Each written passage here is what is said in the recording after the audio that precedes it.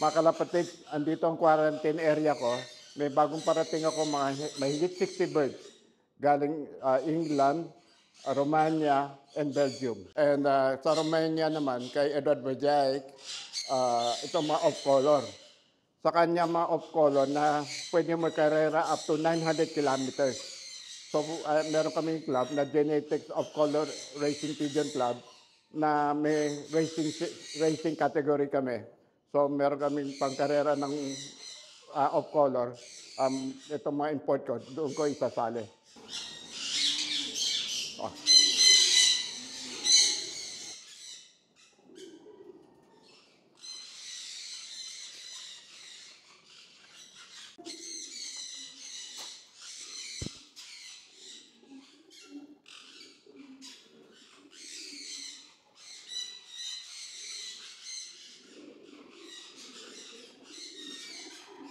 Okay, itong ibon na ito galing sa Romania, breed ni Edward Berjaic. Napakagandang ibon na ito. Gustong-gusto ko ito. Ang pakaiba kay Edward, ang ibon niya lumilipad up to 900 kilometers. Off-color siya na lumilipad. Karamihan ng import ko ng off-color, puro pang show lang. Meron man nagde-declare na pwede ilipad, kaso spring pa lang nawawala na. Dahil puro short distance o hindi talagang panlipad. Itong ibon na ito, ang dami kong stencil. Pero ngayon lang nakita na nakadefine ang kulay ng black and white niya. Ang napakagandang ibon na ito. So, pwede ko rin i-show ito sa Genetics Off-Color Racing Show. I love this bird. Talagang napakaganda. Ang tawag sa category ito is black stencil.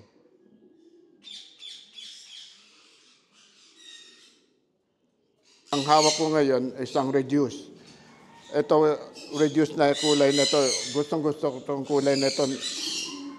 Napakaganda ng kulay.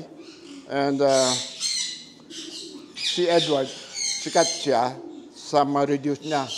Mga winners niya ay ma-reduce. Itong reduce na ito, lumilipat up to 900 kilometers. Napakagandang ibon.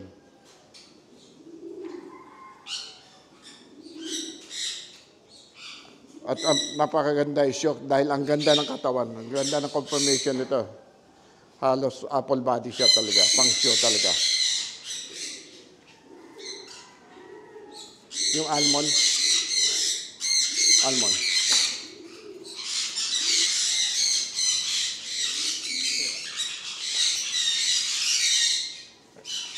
Ang kulay nito, ang tawag nito is almond. Mga almonds ni Edward, mga winners din. Ang daming na panalo niyan, ibon ay mga almonds. So dito siya sikat sa reduce and almonds. At long distance bird din. So sa akin naman katuwan lang eh. Once na mga long distance bird tapos mananalo, napakasaya.